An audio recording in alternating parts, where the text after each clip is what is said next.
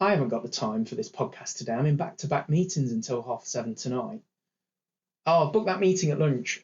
Sorry, it's lunchtime, but I couldn't find any other time in your calendar. Does that sound familiar? Welcome to episode 4 of the Delivery Manager Daily. And in this short episode, we're going to talk about how not to have shit meetings and why shit meetings are a pet peeve of everyone.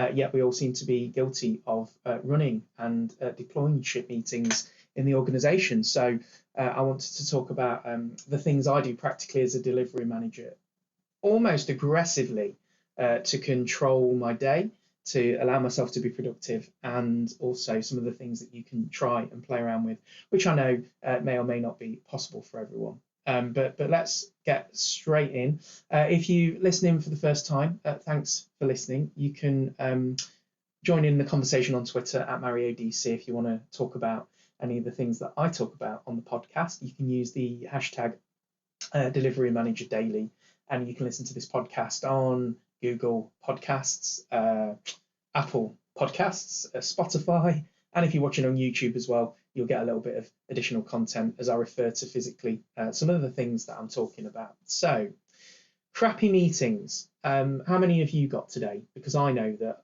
I'll be in several, and I wanted to talk through some of the specific practical things that I do outside of what we all know to have better meetings. So let's start with some of the things that you've read about, the top 10 meeting etiquette points, all that kind of thing, and we'll whiz through those because they're all common sense, right? So your meetings need to have an agenda.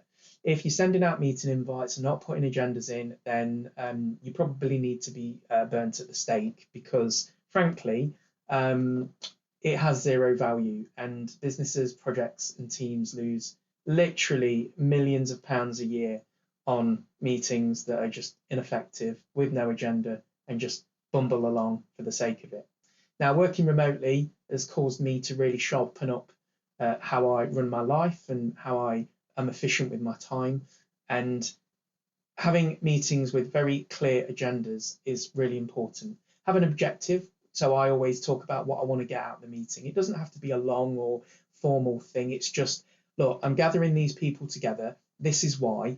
And this is the objective that I personally want to get out of it. This is what you should do to prepare and bring to the table.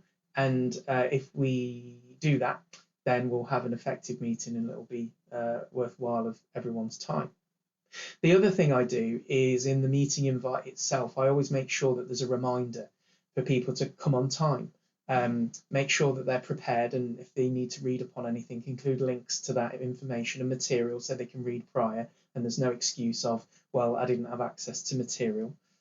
Make sure that a reminder, because it's easy to take for granted that people have given themselves opportunity to join a couple of minutes early and test their camera and audio. And I always send a little link as well to like a best practice using Teams or best practice using Zoom and all the shortcut keys and things, just so everyone's got a little crib sheet of how to use this, because even though they use them every day, many people don't actually know how to extract all the value out of the tools they've got at their disposal. But that's for another podcast, I reckon. On the subject of housekeeping, I always enforce, and sketchy on this, because a lot of people are going to say, well, there are some ramifications here, but I enforce cameras on. And the reason I enforce cameras on, and I'm really hot on this, is that in real life, you don't walk around with your hands over your face talking to someone, and it would just look odd. So why on camera people have their cameras off is frankly beyond me. Now, I know I'm not particularly sensitive sometimes, and people often don't like being on camera. It's not a new thing, though. Video calling isn't a new thing, and we've had 400 days to get used to it if it was new. Then I understand about kind of digital exclusion, and not everyone's got a nice office and all the kit, and maybe they're perching on the end of a bed and there's laundry piled up in the background. But I would say this, I would say we've had 400 days to get used to it, and the CEO of a company will not mind any more than your manager, and you shouldn't be embarrassed. And if that's an issue and a reason and a blocker as to why you wouldn't switch your camera on, then use one of the virtual backgrounds.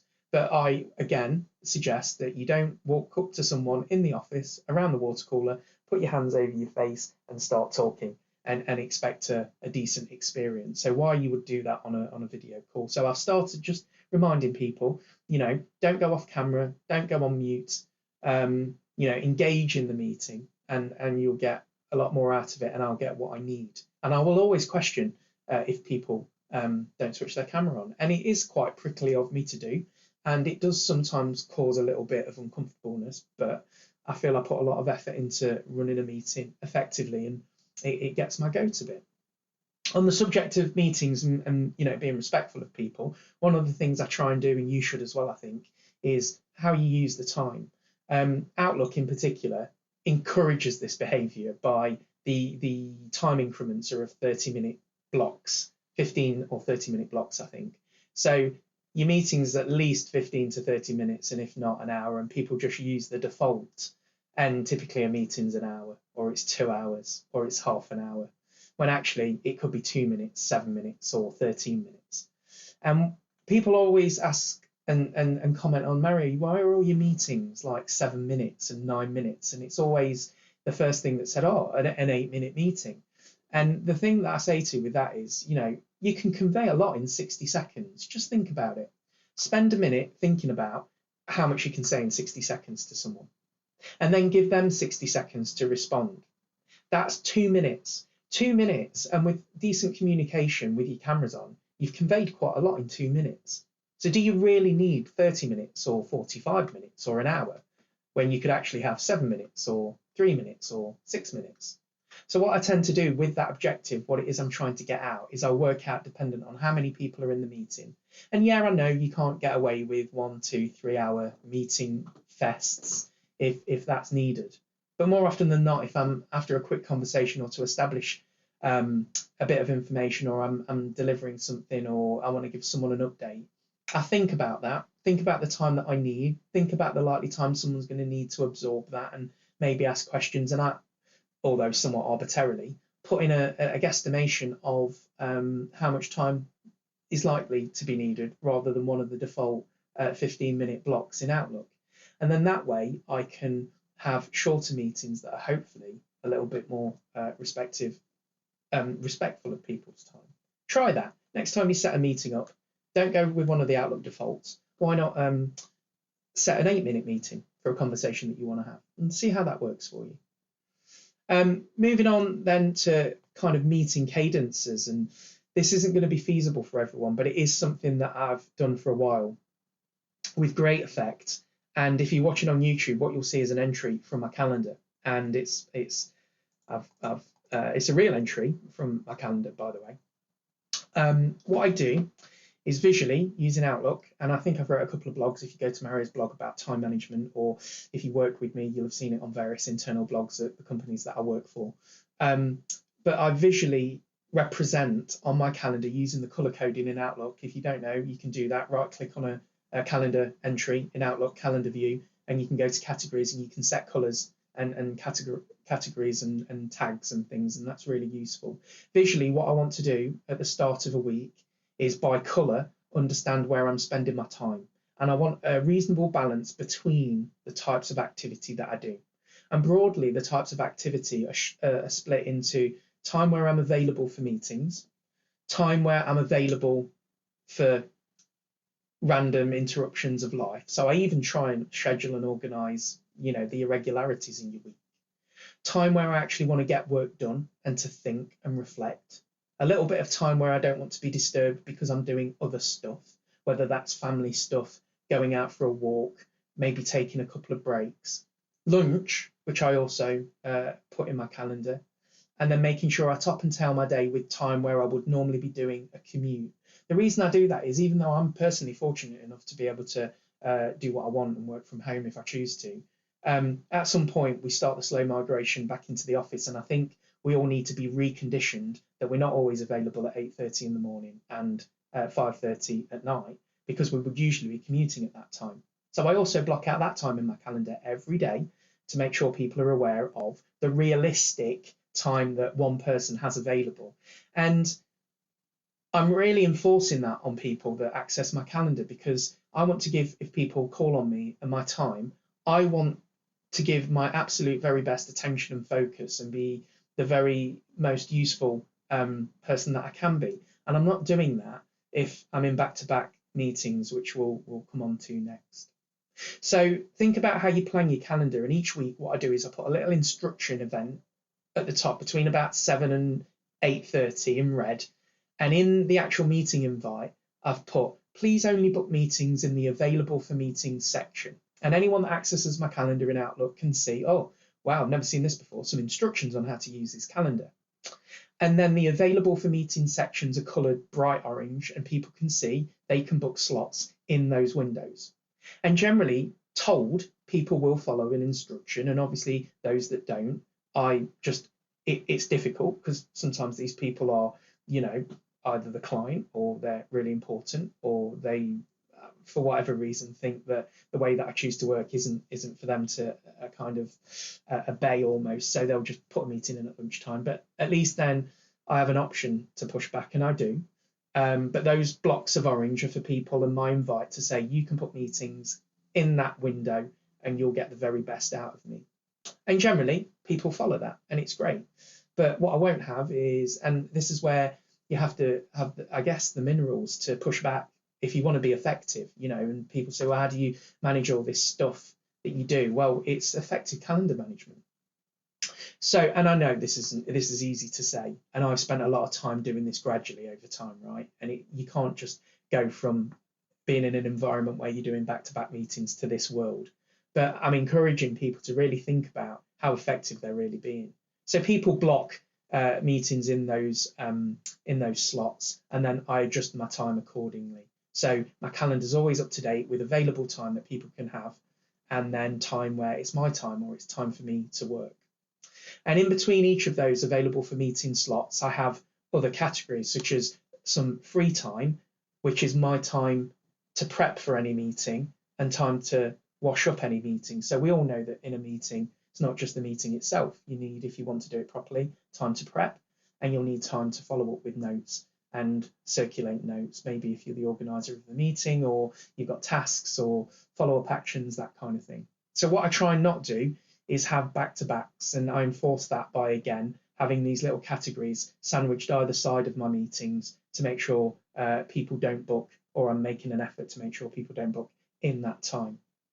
So what I end up with over the course of a week is a colour-coded visual representation of how I spend my time. And what I'm looking for is balance. I'm looking for meetings that have space either side of them, so I can effectively do the meeting or participate in the meeting.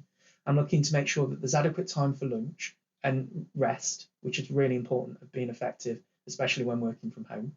I'm making sure that people are clear on how to use my calendar. So I've got that little instruction section at the top to say, only book meetings in these windows. And then I top and tail my day with a bit of segregated time where I would normally be commuting, because at some point, that's what I'm going to be doing. And every week I update my calendar and print it off, pop it on the fridge in the kitchen, so my family know what I'm doing too. And my colleagues can dip into my calendar. And what they will initially say is, well, Mario, you seem to be back to back all the time. And as I've walked them through how I use my calendar,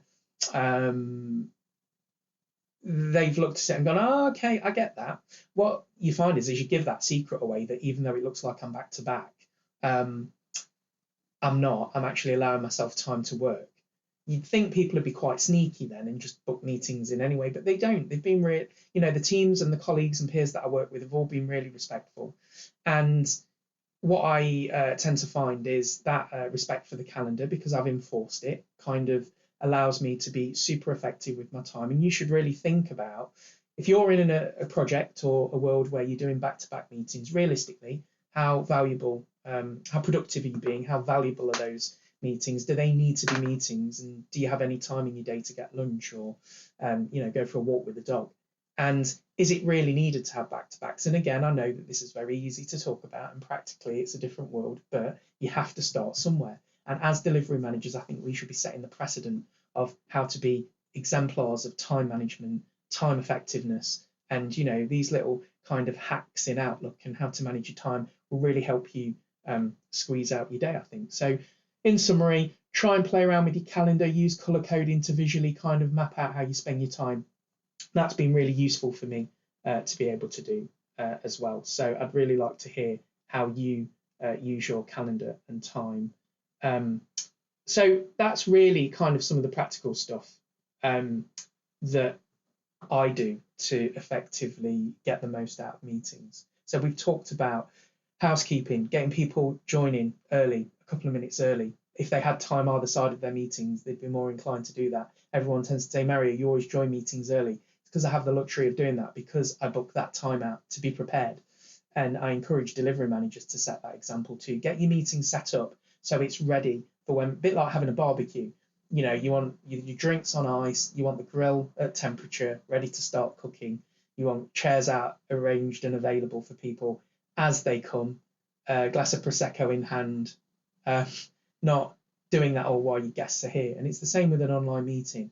Get your stall prepared early, so when everyone comes, they're comfortable and ready to go. So even though there's just a couple of practical things there, I'm really passionate about those and think, you know, you can really change how people interact with you in the workplace by just doing those two things in Outlook and having those kind of rules that you follow yourself and having really clear agendas. But I'm interested in hearing all the kind of nightmare meetings and meeting issues that you may have. So do contact me on Twitter. And of course, I am totally aware that if you're on a project and you're in back-to-back meetings and that's kind of the client chaos, on one hand, I understand that. But on the other hand, I think from a ways of working and an enterprise agility perspective, you know, your job as a delivery manager is to set that standard and at some point pushing back and saying and assessing, are these meetings valuable? Are we getting what we need out of them? And really thinking about how people spend time can be really practical and useful to do. So that's about it for meetings. Waffled on for a bit for episode 4, but do try those 2 practical tips. If you're watching on YouTube, obviously have a look at the video, but I'll do a screenshot for Twitter as well. And try playing around. Let me know how you get on diarising sort of time for yourself and time to breathe and time for work, and let me know how you get on and any hacks that you've got as well. So do think about what you do that works for you and maybe let me know, because I'm interested in learning what other people do as well, see if there's anything that I can steal. So I hope you've enjoyed episode 4. It's been a bit of a quick one, but I do think shit meetings are shit and you should avoid shit meetings where you can, and as a good delivery manager you don't want to have shit meetings, right? That's it from me. Enjoy your day. Thanks for listening, and I'll look forward to talking to you again very soon.